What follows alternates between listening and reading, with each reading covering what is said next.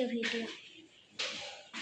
আজকে pass fail সংক্রান্ত একটি অঙ্ক কষে দেখানোর চেষ্টা করব, ঠিক আছে?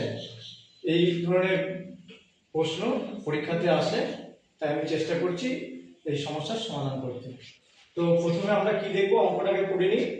একটি বিদ্যালয়ে বার্ষিক পরীক্ষায় 80% শিক্ষার্থী ইংরেজিতে এবং 85% শিক্ষার্থী অঙ্কে পাস করে। যদি 5% শিক্ষার্থী উভয় বিষয়ে ফেল করে তবে কত শতাংশ উভয় বিষয়ে পাস করবে?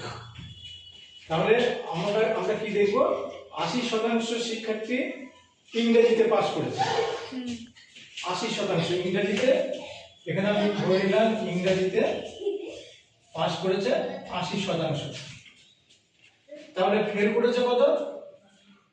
এটা হলো পাস। তাহলে ফেল করেছে কত? ফেল করেছে 20। এবং অঙ্কে পাস করেছে 85%। ম্যাথ অঙ্কে পাস করেছে 85%। তাহলে ফেল করেছে কত? ফেল করেছে 15%। 100 থেকে 85 বাদ দিলে 15 থাকছে। তবে এই ধরনের অঙ্ক করার সময় আমাদের একটা চিত্র আঁকতে হবে। কিরকম? এরকম একটা চিত্র এঁকে নিতে হবে।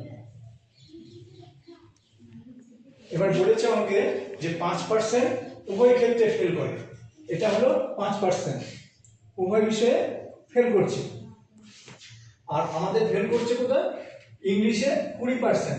20-র মধ্যে কিন্তু 5 এখানেই ভরা আছে, তাহলে বাকি কত থাকছে? 15। তাহলে এখানে হলো 15। এটা এই ব্লকটা ধরলাম আমরা ইংরেজি, আর এটা হলো ম্যাথের। তাহলে 15 আর 5 20% ফেল করলো। এবার ম্যাথের কি বলেছে? 15% ফেল করে।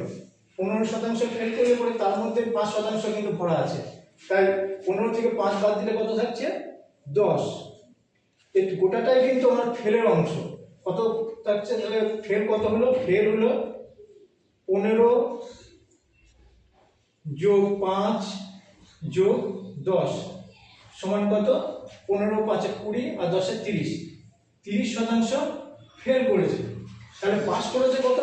আমরা যদি টোটালটাই 100% ধরি তাহলে উভয় বিষয়ে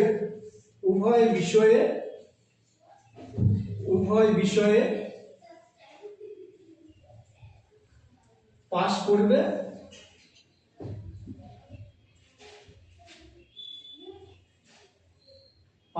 কত?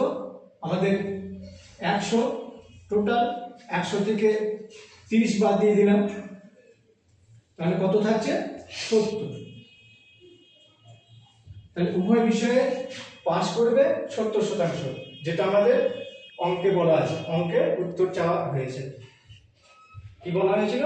কত শতাংশ উভয় বিষয়ে পাস করবে? তাহলে উভয় বিষয়ে পাস করবে আমাদের 70%। বুঝা গেল অঙ্কটা? খুবই সহজ অঙ্ক।